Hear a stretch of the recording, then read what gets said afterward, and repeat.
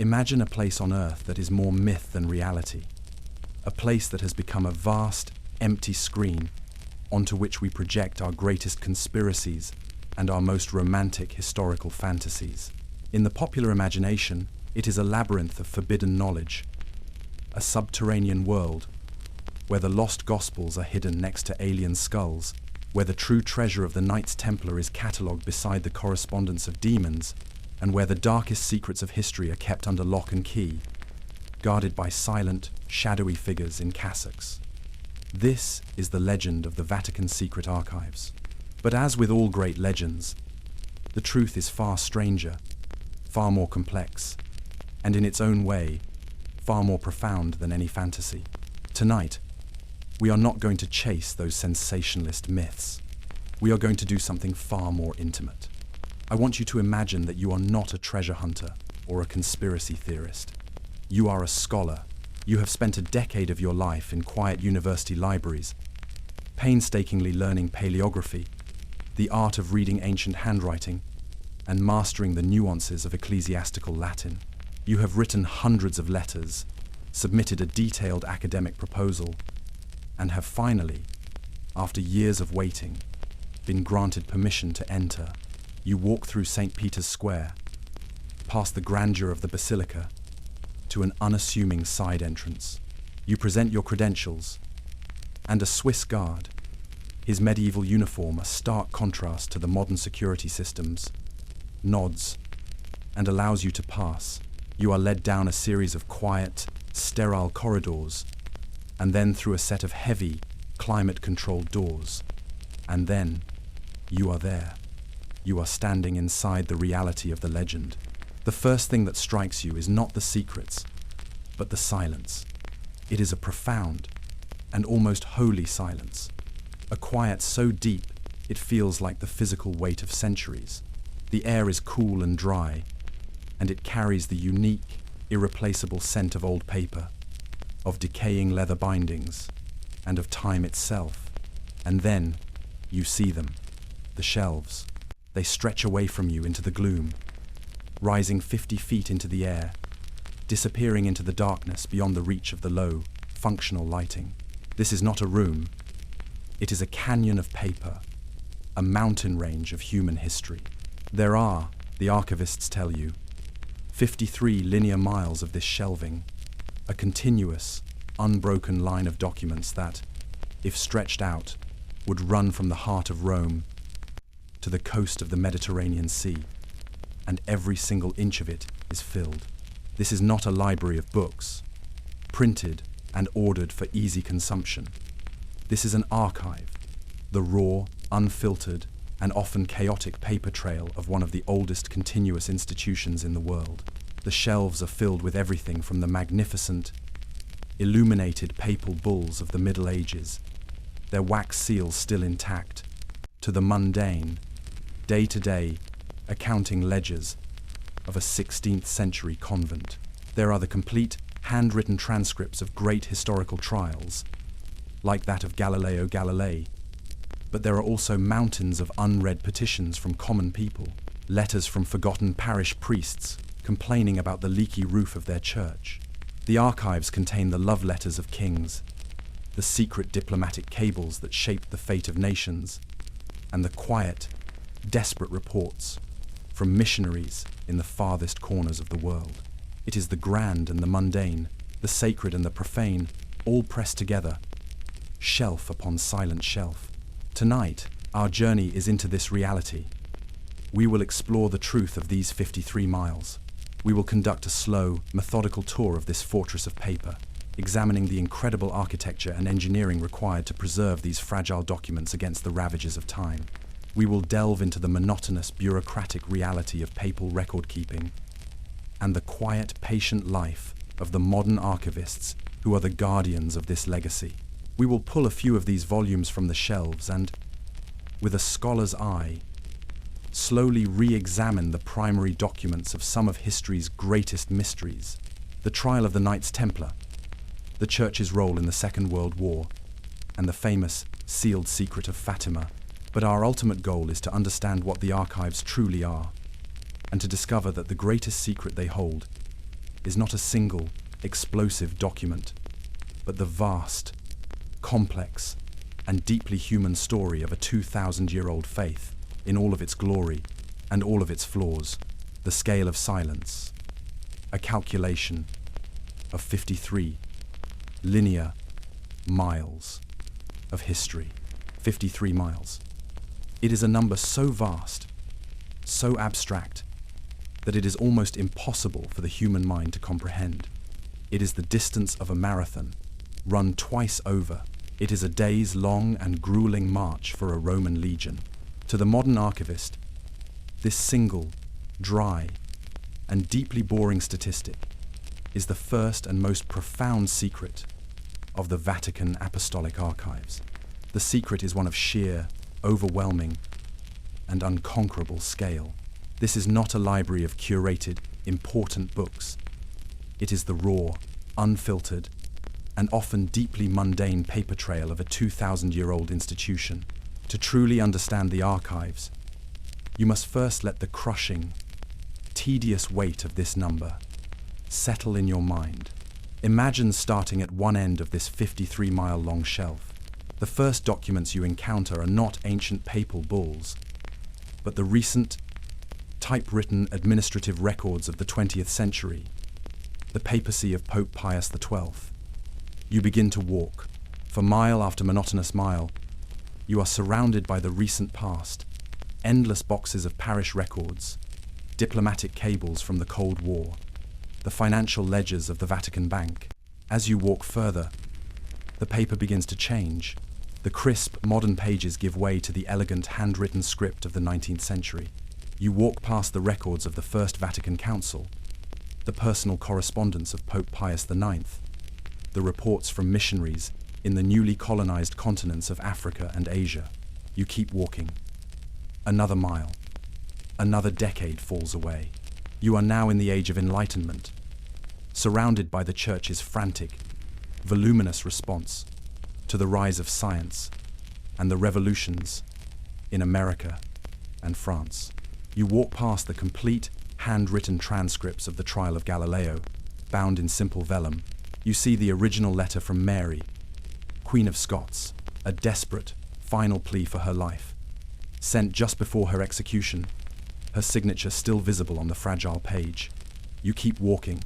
The miles and the centuries begin to blur together. You are now deep in the heart of the Renaissance, the shelves groaning under the weight of the records of the great Borgia and Medici popes, of the architectural plans for the new St. Peter's Basilica, of the accounts of Michelangelo painting the Sistine Chapel.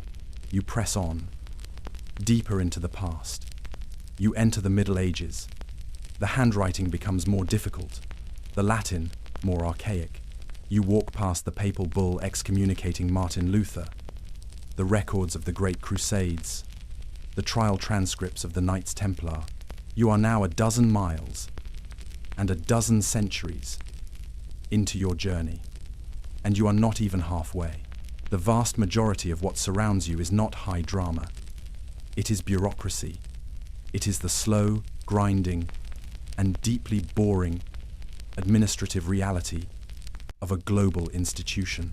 For every single, electrifying document, like a king's plea for a divorce, there are 10,000 other documents that are utterly, profoundly mundane. Petitions from obscure monks, disputes over the ownership of a small plot of farmland, the daily accounting of a medieval convent's wine cellar. This is the great, unglamorous secret of the 53 miles. The archive is not a curated collection of history's greatest hits.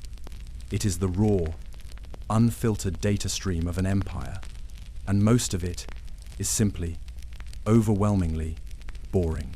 A fortress of paper, the architecture of eternal preservation. To house a 53-mile-long river of paper, a river that is constantly growing, is not a simple matter of building a large library. It is a monumental challenge of architecture and engineering, a constant, quiet war fought against the most patient and relentless of all enemies, time itself. The modern home of the Vatican Apostolic Archives is a vast, subterranean, and highly advanced fortress, a building designed not for human comfort, but for the eternal preservation of the fragile and irreplaceable. Its architecture is a masterpiece of deeply boring but utterly essential environmental science. Imagine you have passed through the quiet, scholarly reading rooms and are granted access to the archives proper. You step into an elevator and you do not go up, you go down. The main storage facility is a massive, 2-story, reinforced concrete bunker, built directly beneath the Cortile della Pigna, the pinecone courtyard of the Vatican museums. This subterranean location is the first layer of defense.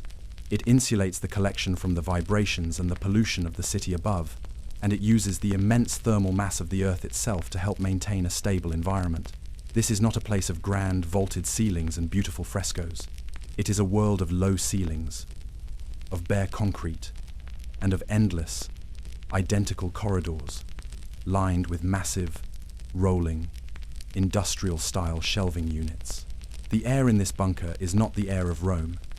It is a carefully manufactured and constantly monitored artificial atmosphere, the product of a massive and complex HVAC system. The temperature is kept at a constant, cool level, and more importantly, the relative humidity is maintained with a fanatical precision to within a single percentage point. Too much humidity, and the ancient paper will succumb to mold and foxing, a form of slow, cancerous decay. Too little humidity, and the vellum and parchment will become brittle, cracking, and turning to dust at the slightest touch. This perfect, man-made climate is the second, invisible wall of the fortress. The third layer of defense is the battle against light. Light, especially the ultraviolet spectrum, is a mortal enemy of ancient ink and paper. It causes the ink to fade and the paper to yellow and decay. For this reason, the archives are a world of near total darkness. The lighting is low level, functional, and only turned on in the specific aisle where an archivist is working. There are no windows to the outside world. The documents live their lives in a state of perpetual, controlled twilight. Their only exposure to the full spectrum of light coming in the brief, carefully monitored moments when they are brought up to the reading room to be studied by a scholar. This entire massive and deeply boring structure, the concrete bunker, the climate control, the darkness, is not just a building. It is a life support system, a vast technological womb designed for one purpose and one purpose only: to hold back the forces of entropy and to ensure that a simple piece of paper from the 9th century can, with luck, survive to be read by a scholar in the 29th. The river of ink, the bureaucracy of papal record keeping. The 53 miles of shelving in the Vatican archives are not a monument to a single grand design. They are the cumulative geological result of a slow, steady, and relentless process that has been going on for nearly 2,000 years. The simple, mundane, and deeply boring act of bureaucracy.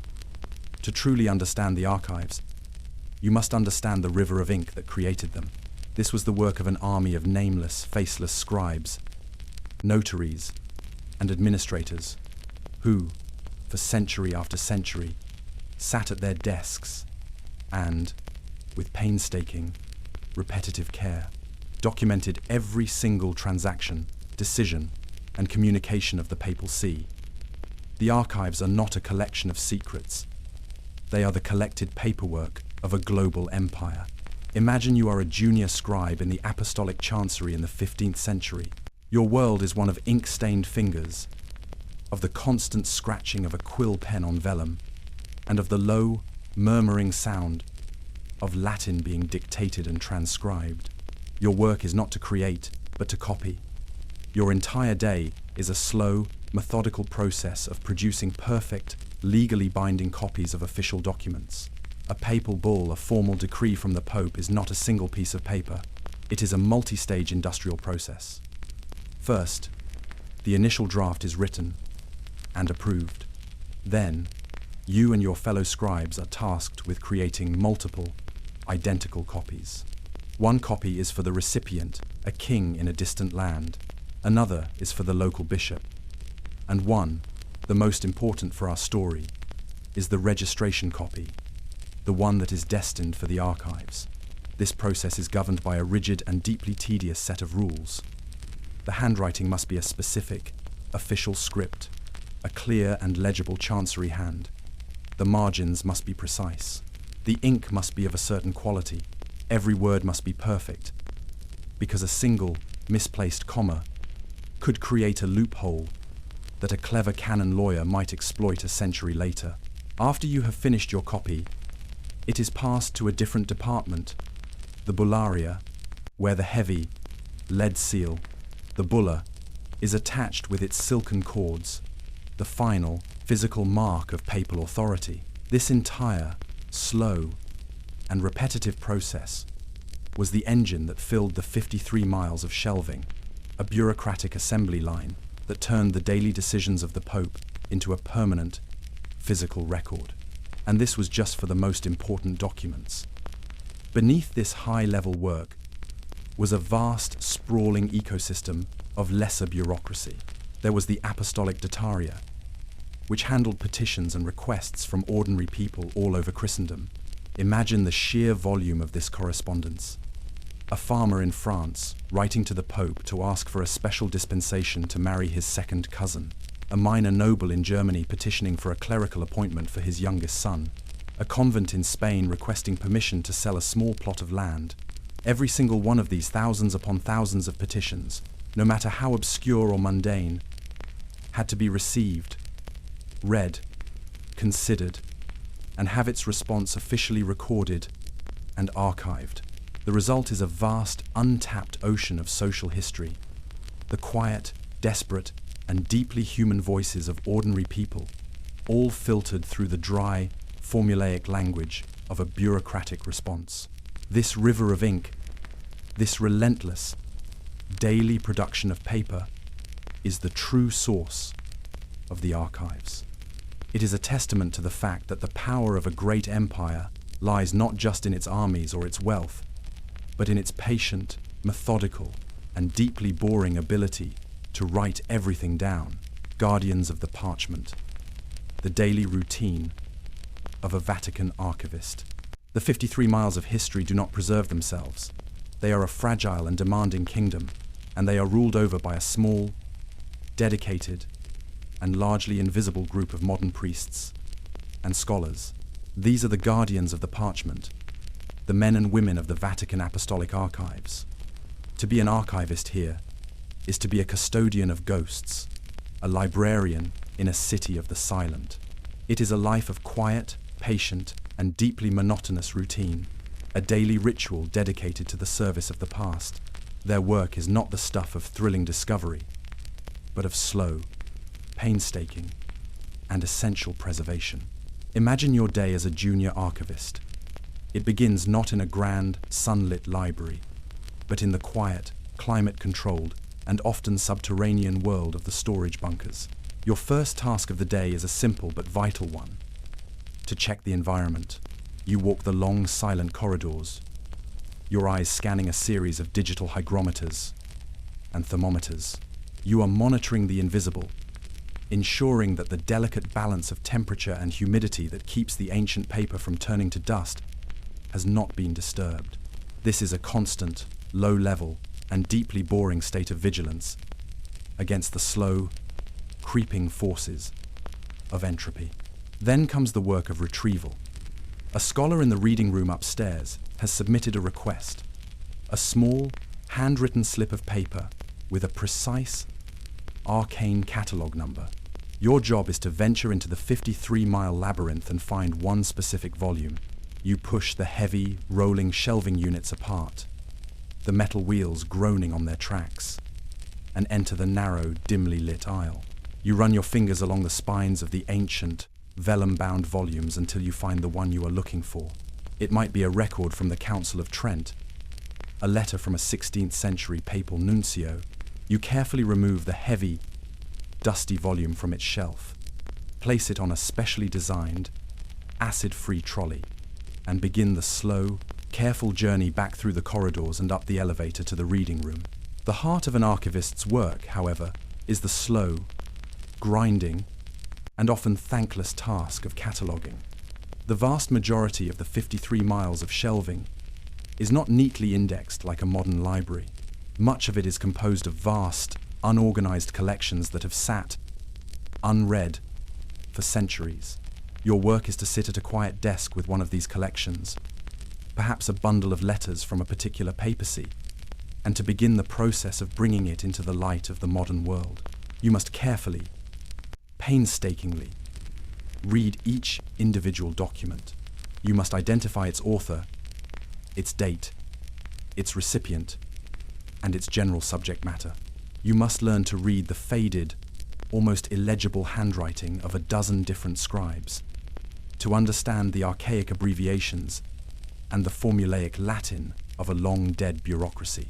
You then enter this information, line by meticulous line, into a digital database. It is a process that can take years, even decades, for a single, large collection. It is a slow, quiet, and deeply boring act of translation, of turning a chaotic pile of ancient paper into an ordered and searchable resource for future generations of scholars. This is the true work of the Vatican archivist, a life of quiet, monastic devotion, lived not in a chapel, but in a fortress of paper, dedicated to the simple, humble, and unending task of keeping the past alive. The War of Paper, a walkthrough of the scholarly application process. The 53 miles of shelving are not a public library. You cannot simply walk in, get a library card, and request a volume from the 12th century. The archives are a sovereign territory of knowledge, and to enter, you must first wage a long, slow, and deeply tedious war of paper. The scholarly application process is the first great filter, a bureaucratic rite of passage so demanding, so arcane, and so slow that it ensures only the most patient, the most dedicated, and the most credentialed of researchers ever make it to the inner sanctum. It is a mystery in itself, a journey that begins not with a trip to Rome, but with a humble application form. Imagine you are a doctoral candidate at a major university, and the key to your entire thesis, the one set of documents that can prove your theory, lies somewhere within these 53 miles. Your journey begins with a letter of application. This is not a simple request. It is a detailed academic proposal, in which you must state with absolute precision the exact historical period you wish to study, the specific papal reign, and the nature of the documents you need to consult. You must justify your research with a list of your academic publications and a glowing letter of recommendation from your supervising professor or a recognized historical institute. This packet of paper, the opening salvo in your campaign, is then sent off to Rome, where it disappears into the quiet, grinding machinery of the Vatican bureaucracy. Then, you wait. You wait for months, sometimes for over a year. During this time, your application is being slowly, methodically vetted. The archivists are checking your credentials, ensuring that you are a legitimate scholar with a serious academic purpose. There is a quiet, unspoken background check, ensuring you are not a sensationalist journalist, a conspiracy theorist, or a treasure hunter looking for a map to the Holy Grail. The archives are a place for sober, scholarly inquiry, and the first duty of the guardians is to protect the collection from those they deem to be unserious. Finally, if your cause is deemed worthy, a letter arrives. It is not an invitation, but a summons, granting you permission to present yourself at the archives on a specific date. Upon your arrival, the true initiation begins. You are photographed. You are issued a special identification card, the tessera, and you are given the rules. The rules of the reading room are the sacred text of this world, a list of commandments that are absolute and non-negotiable. You may only bring a pencil and a notebook into the reading room. No pens, as ink can spill and permanently damage a priceless medieval document. No laptops in the past, for fear of their noise or electrical risk, though this has recently been relaxed. No personal scanners or cameras, with very few exceptions. You may only request a maximum of 3 volumes per day. You must handle the ancient manuscripts with the utmost care. using special foam supports to cradle their fragile spines, never touching the illuminated pages with your bare hands. And above all, you are bound by the 100-year rule, a floating wall in time that, until recently, meant the vast majority of the 20th century archives were completely sealed and inaccessible to all outsiders. The war of paper is a test of patience, a trial by bureaucracy. It is a slow, grinding process designed to filter out the merely curious and to ensure that those who are finally granted access to the 53 miles of history understand that they are not a visitor, but a humble pilgrim in a sacred house of memory. The Galileo affair, a rereading of the trial transcripts. Once you have passed through the bureaucratic gauntlet and have been granted entry into the quiet, scholarly sanctuary of the reading room, you can finally begin your work. You submit your handwritten request slip for one of the most famous and controversial documents in the entire collection, the complete, original trial records of Galileo Galilei.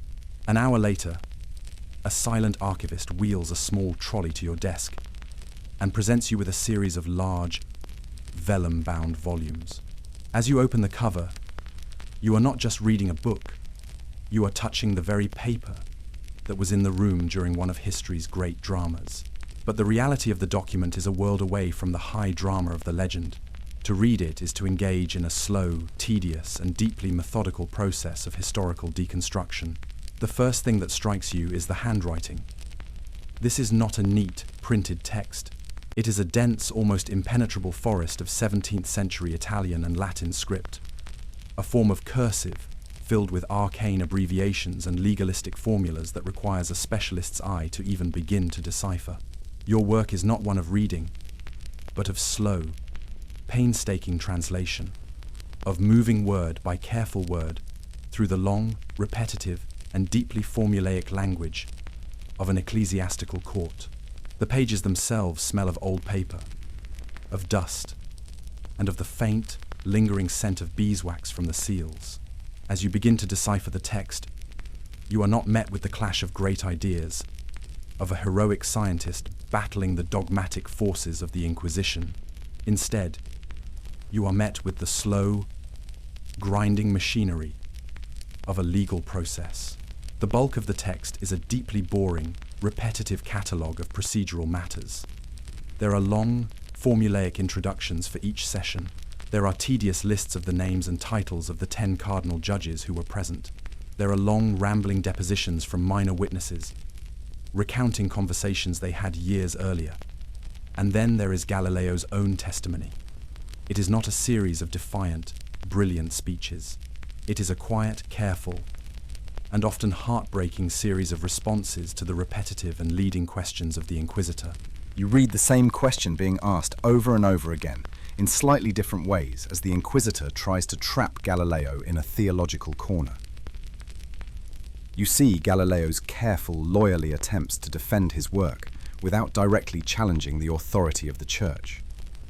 The most dramatic and famous moment of the entire affair, the moment Galileo is shown the instruments of torture to break his spirit, is recorded in the manuscript with a chilling, bureaucratic brevity. The transcript simply notes, in a dry, dispassionate hand, that Galileo was taken to the chamber of torment and, upon being shown the instruments, agreed to confess. The high drama is reduced to a single, quiet, and terrifyingly mundane sentence. The document does not contain the legendary apocryphal phrase, and yet it moves.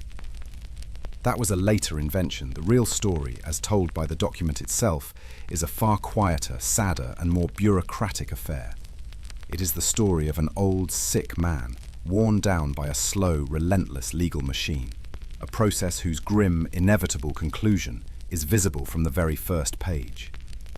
To read the real transcripts is to see the legends stripped away, leaving behind the slow, tedious, and deeply human tragedy of a man and a system in quiet, irreconcilable conflict. The Knights Templar ledgers, an audit of a military order's accounts.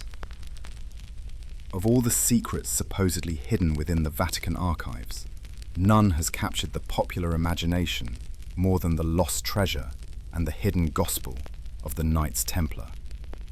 The legend born from the dramatic and brutal suppression of the order in the early 14th century, is a grand, romantic tale of warrior monks who discovered a secret at the Temple Mount in Jerusalem, perhaps the Holy Grail, the Ark of the Covenant, or even the bloodline of Christ, and who used this secret knowledge to become the most powerful and wealthy organization in Christendom before being ruthlessly destroyed by a greedy king and a weak pope. When a scholar in the Vatican reading room requests the documents from the Templar trial, they are often hoping to find a hint of this grand, mystical secret. What they find instead is something far more mundane, far more tedious, and in its own way, far more revealing. When the archivist wheels the trolley to your desk, he does not bring a single secret book bound in human skin. He brings a massive, sprawling collection of parchment rolls and vellum folios. This is the Chinon parchment, rediscovered in the archives in 2001, and the full trial records. To read them is to immerse yourself not in a world of mystical secrets, but in the world of a medieval legal and financial audit. The vast majority of the text is a slow, methodical, and deeply boring record of the Inquisition's investigation into the Templars' financial holdings. You read page after page of dry, formulaic depositions where captured knights are not asked about the Holy Grail, but are interrogated about the specific land holdings of a particular preceptory in rural France. You see lists of their assets, so many acres of farmland, so many head of cattle, so many silver pieces owed to them by a minor local lord. This was the true focus of the trial, and of the King of France, Philip the Fair. Not the Templars' alleged heresy, but their immense wealth. The famous sensationalist confessions of spitting on the cross, of denying Christ, of obscene initiation rituals are all here. But when you read them in their original context, they lose much of their power. You see the same formulaic confession repeated by different knights in different locations, often after long periods of imprisonment and under the direct threat of torture. You read the heartbreaking retractions, the moments when brave knights like the Grand Master Jacques de Molay himself found their courage and recanted their forced confessions, only to be immediately condemned as relapsed heretics and burned at the stake. The documents are not a record of a genuine investigation into a heretical cult. They are the grim, bureaucratic paperwork of a state-sponsored asset seizure, a brutal and efficient corporate takedown dressed up in the language of a holy inquisition. The true secret revealed by the Templar trials in the Vatican archives is not about a lost gospel or a hidden treasure, but about the cold, hard, and deeply tedious mechanics of power, greed, and propaganda. The Pope's World War II correspondence, an analysis of diplomatic cables. There is perhaps no more controversial or painful chapter in the modern history of the Vatican than the papacy of Pope Pius XII and his public silence during the Holocaust. For decades, the archives from his reign were sealed, a closed door that fueled a universe of speculation. Was the Pope a secret collaborator, Hitler's Pope, who was indifferent to the fate of the Jewish people? Or was he a quiet, heroic resistor, working tirelessly behind the scenes to save hundreds of thousands of lives in a way that a loud public denunciation would have made impossible? When Pope Francis finally ordered the opening of these archives in 2020, historians from around the world descended upon Rome, hoping to finally find the single, definitive document, the smoking gun, that would settle the question forever. But the archive does not work that way. The answer to a question so profound is never found in a single letter, but in the slow, painstaking, and deeply tedious process of sifting through millions of individual documents. Imagine you are one of these first scholars. The documents you are given are not a neat chronological file labeled the Holocaust. They are a chaotic, unorganized mountain of paper, thousands of diplomatic cables in a dozen different languages, scribbled aid memoirs, official Vatican communiques, and the desperate handwritten letters sent to the Pope from ordinary Jewish citizens across Europe, pleading for his help. Your work is not one of dramatic discovery, but of slow, methodical, and emotionally draining reconstruction. You spend your days deciphering the dry, cautious, and often deliberately ambiguous language of Vatican diplomacy.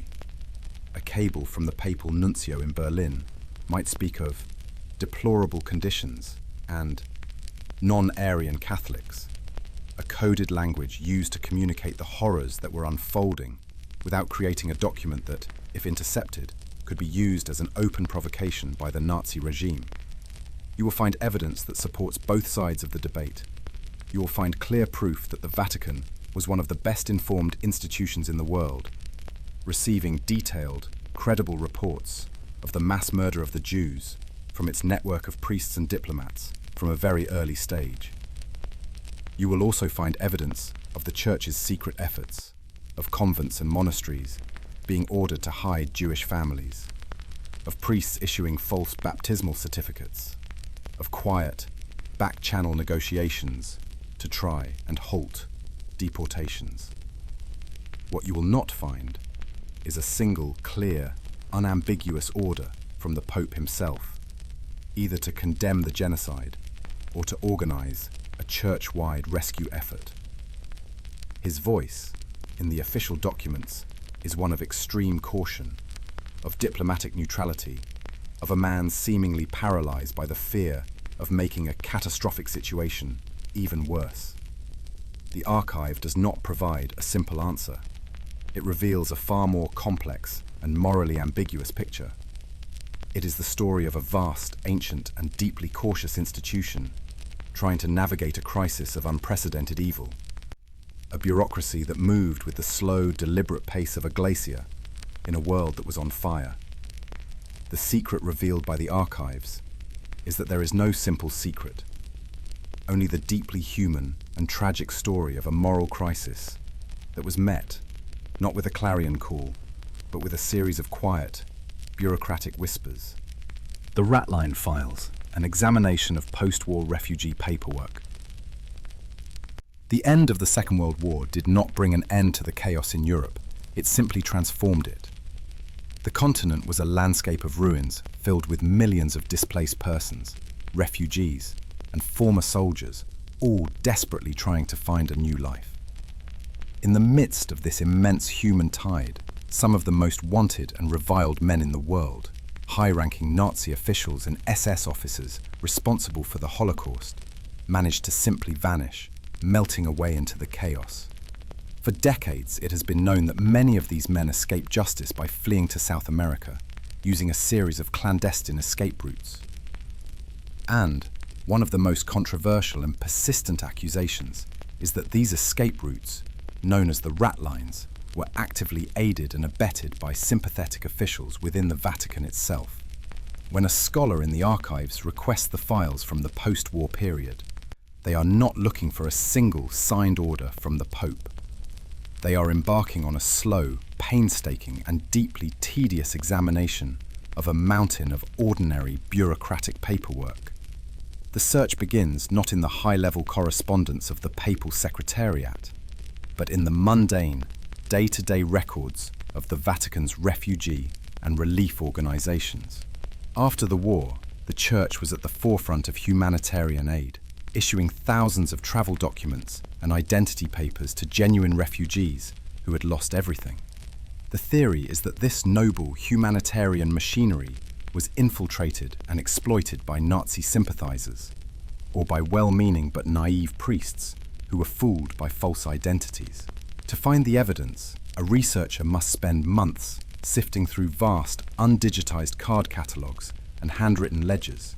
The work is a slow, methodical, and deeply boring process of cross-referencing names. You would take the name of a known Nazi war criminal, like Adolf Eichmann or Josef Mengele, and then you would search for any aliases they were known to have used.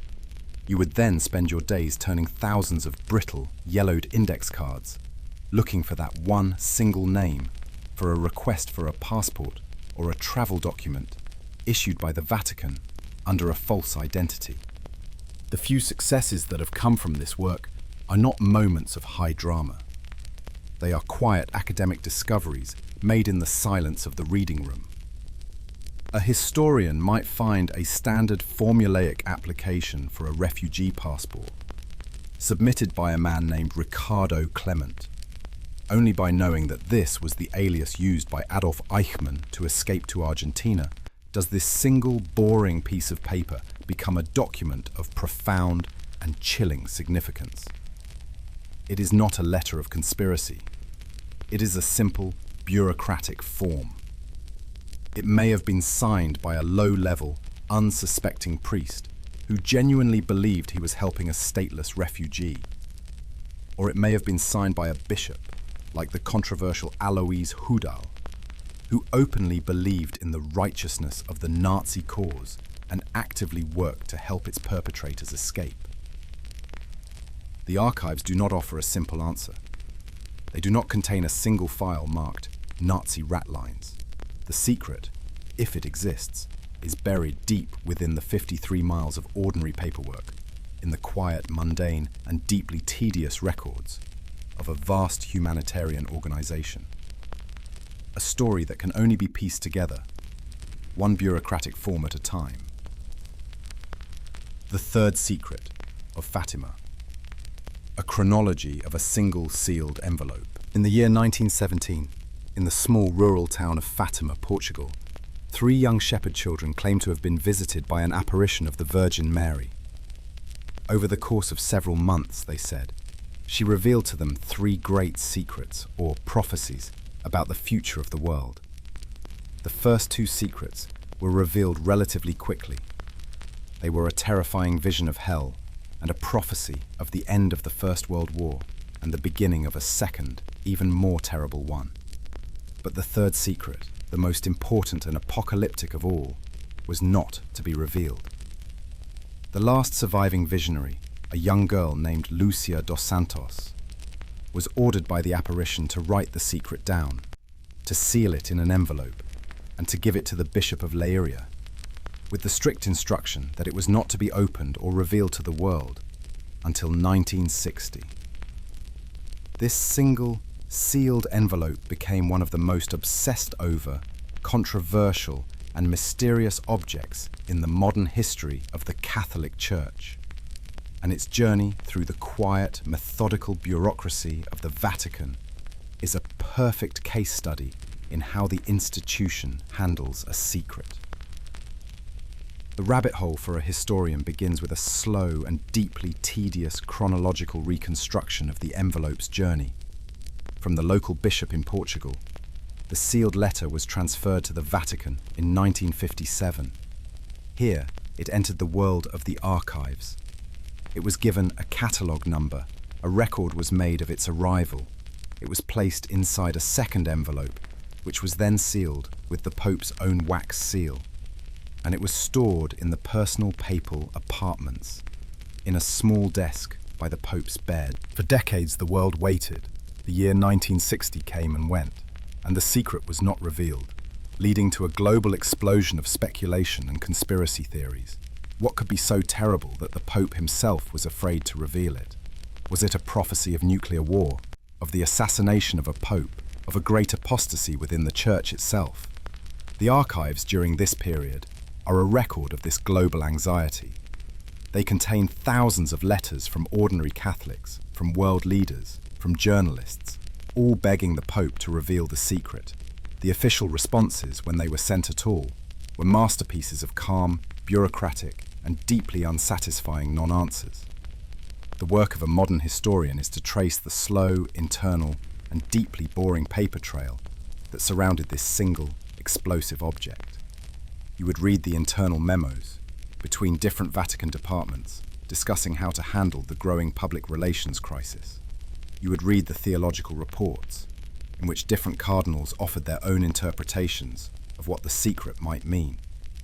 And you would trace the physical movement of the envelope itself from one papal apartment to another, from one archive box to another, as each successive pope inherited this strange and heavy burden.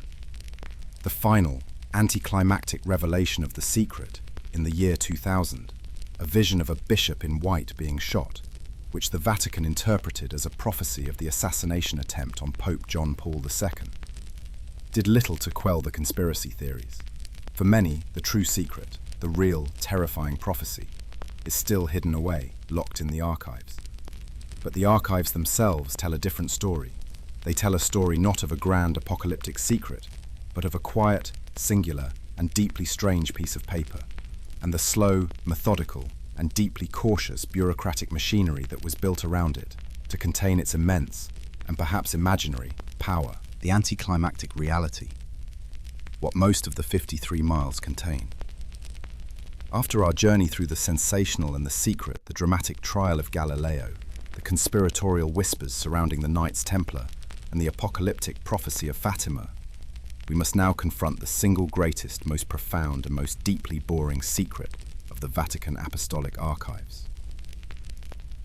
It is the secret that is hidden in plain sight, the truth that is revealed not by a single explosive document, but by the overwhelming, soul-crushing reality of the collection itself.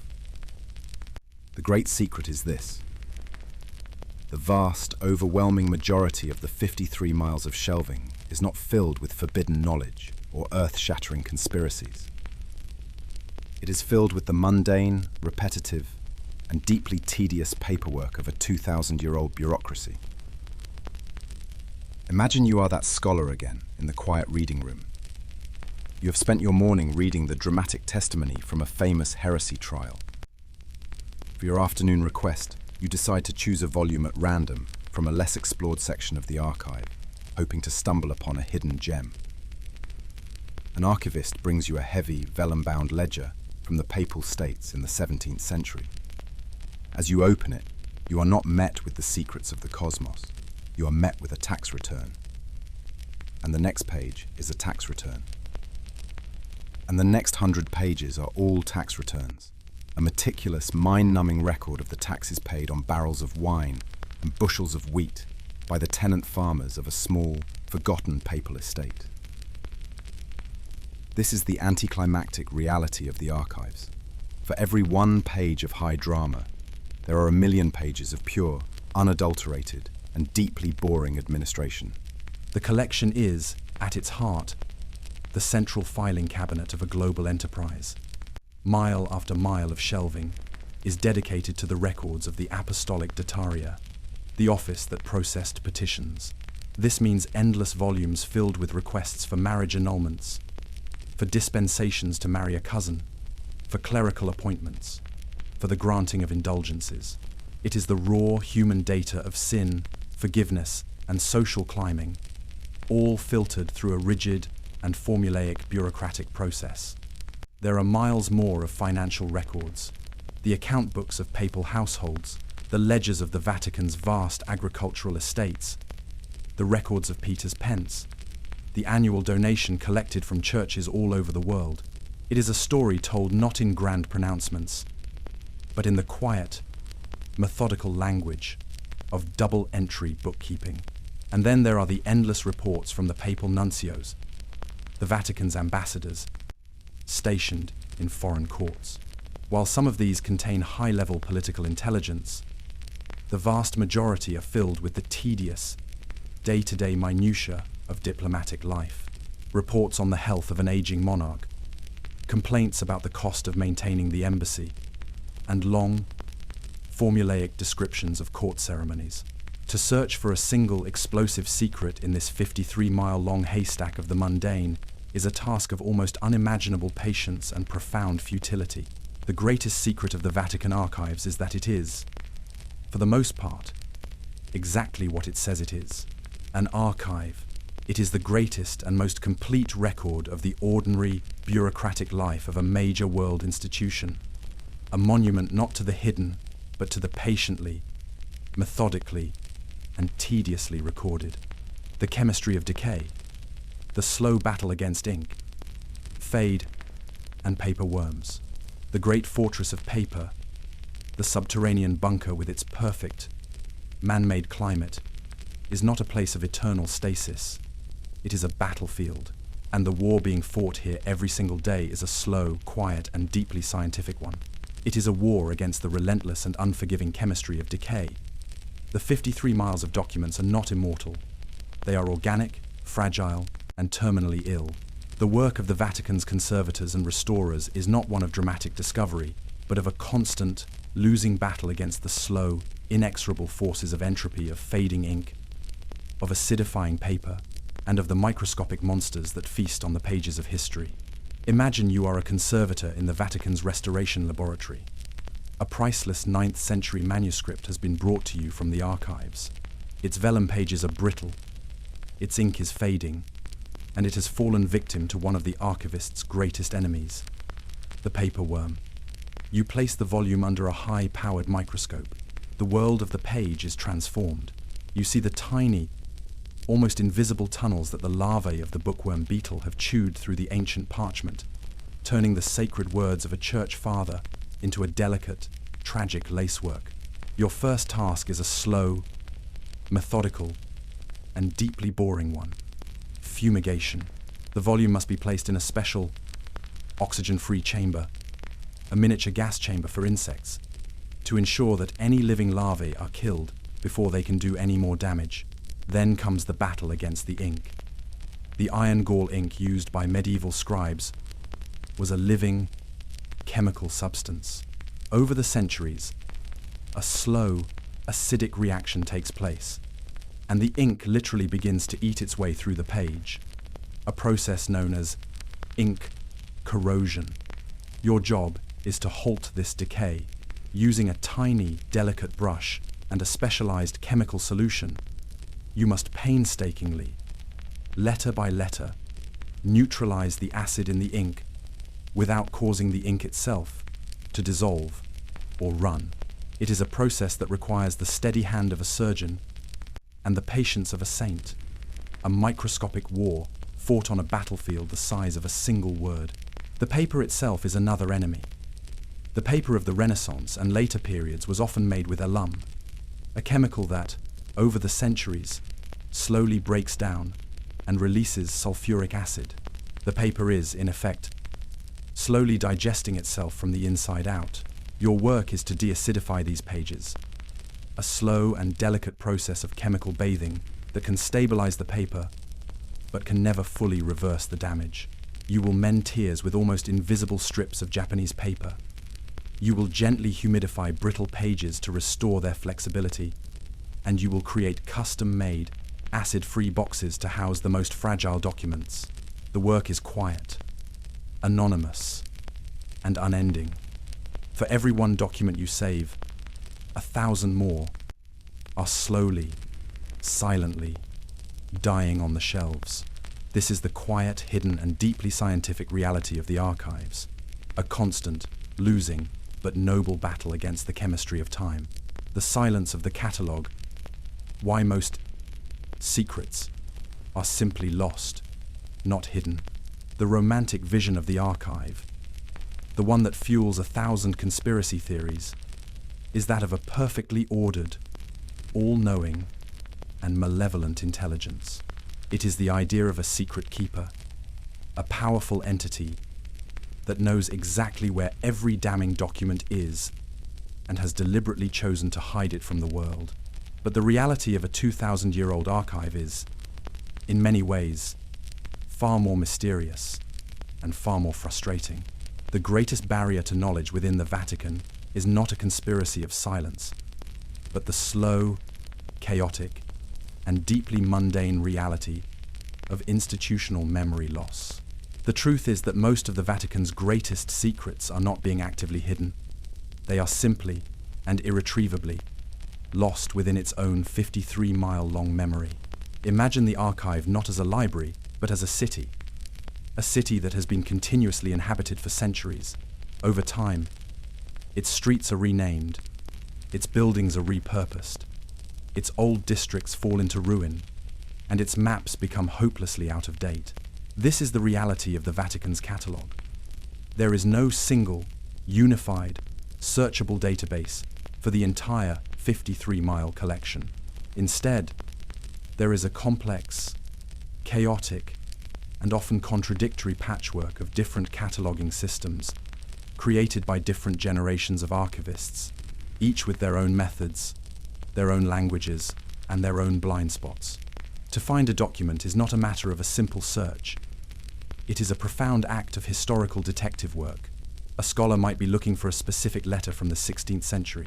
The original index for that period, if it even exists, might be a massive, handwritten vellum ledger, its entries written in an archaic form of Latin, organized not by subject, but by the name of the scribe who happened to file it.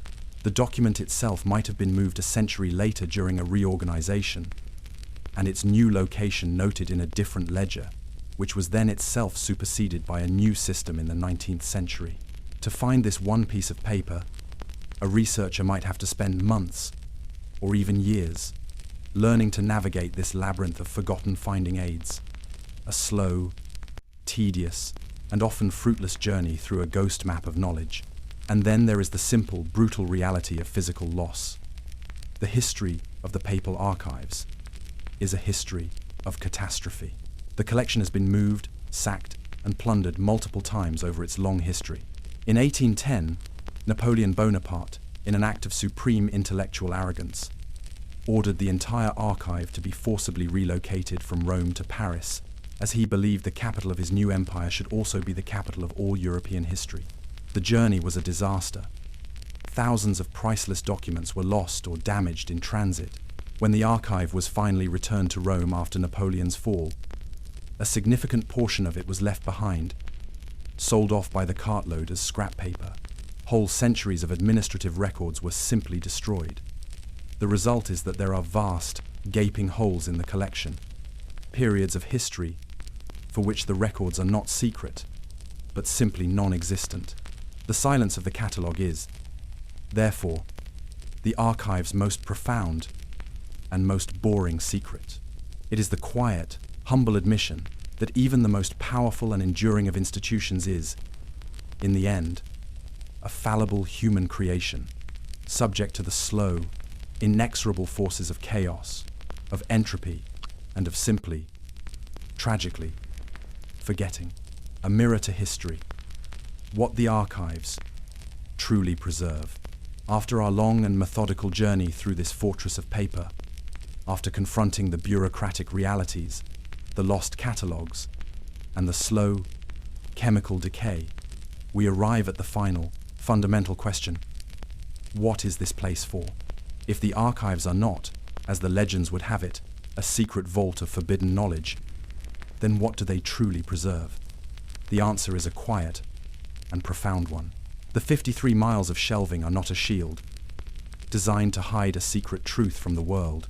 They are a mirror, a vast, complex, and often deeply unflattering mirror, reflecting the 2,000-year-long story of the Catholic Church, in all of its soaring glory, its profound faith, its earthly power, and its deeply human flaws. To spend time in the archives is to see this reflection with an almost overwhelming clarity. You will find documents that are a testament to the Church's very best self. You will read the letters of popes who bravely stood up to powerful emperors, who championed the cause of the poor, and who sponsored the great artistic masterpieces of the Renaissance that have enriched all of humanity. You will find the quiet, humble reports from generations of Jesuit and Franciscan missionaries, men who dedicated their lives to acts of incredible courage and selfless service, building schools and hospitals in the most remote and dangerous corners of the world. You will see the evidence of the Church as a great patron of learning, a preserver of classical knowledge through the Dark Ages, and a builder of the first great universities that would become the cradle of modern science. These 53 miles are, in many ways, a testament to an institution that, at its best, has been one of the most powerful forces for good in the history of Western civilization. But the mirror does not lie. It reflects the darkness as well as the light. And the archives, by their very nature as a place of meticulous record-keeping, have preserved the evidence of the Church's greatest failures with the same dispassionate care as they have preserved its triumphs. Here, you will find the full, tedious, and brutal legal records of the Inquisition, the documents that condemned men like Giordano Bruno to the flames for their ideas.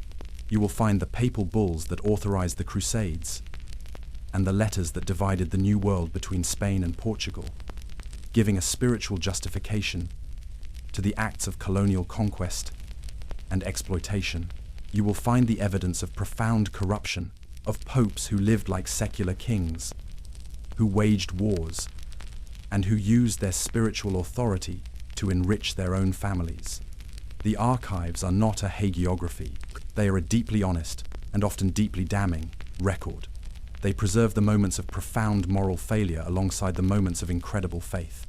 This, then, is what the archives truly preserve: a complete, unvarnished, and deeply complex portrait of a human institution, an institution that has, for 2 millennia, wrestled with the eternal tension between its divine ideals and its all-too-human realities.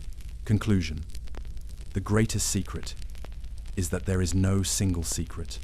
And so, our slow and methodical journey into the heart of the Vatican Apostolic Archives comes to its end.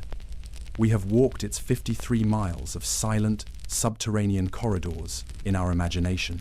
We have touched the ghosts of its fragile paper, and we have confronted the overwhelming, monotonous reality of its bureaucratic soul. We began this journey with a question: what secrets lie within?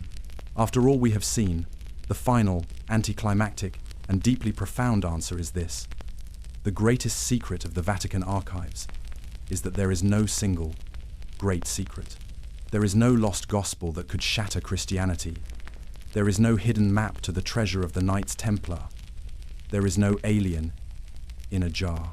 The enduring power of these legends lies in their simplicity, in their promise of a single, explosive revelation that could change everything. But the archives do not offer simplicity. They offer the opposite. They offer a vast, sprawling, and deeply complex historical reality. The truth they hold is not a single hidden object, but the accumulated, and often contradictory, weight of millions of individual documents. The real secrets are not hidden. They are simply buried, lost in a 53-mile-long avalanche of the mundane. The true treasure of the archives is not a secret, but a mirror. It is the most complete and unfiltered reflection of the history of the Western world that exists anywhere on the planet. It is a story told not just through the grand pronouncements of popes and kings, but through the quiet, desperate pleas of ordinary people, through the dry, meticulous accounts of a medieval convent, and through the formulaic legal language of a heresy trial. To spend time in the archives is to realize that history is not a story of grand, heroic moments. It is a story of slow, grinding, and deeply human processes. It is a story of bureaucracy. And so, we leave this fortress of paper, not with a sense of disappointment that we have not found a hidden conspiracy, but with a deep and humbling sense of awe at what is actually there. It is a testament to the human and institutional obsession with writing things down. It is a monument to the quiet, patient, and often boring work of preservation. And it is a profound and enduring reminder that the truth of the past is never a simple story. It is a vast, complex, and often deeply contradictory conversation. And the greatest gift of the Vatican archives is that, for those with the patience to listen, it allows that conversation to continue.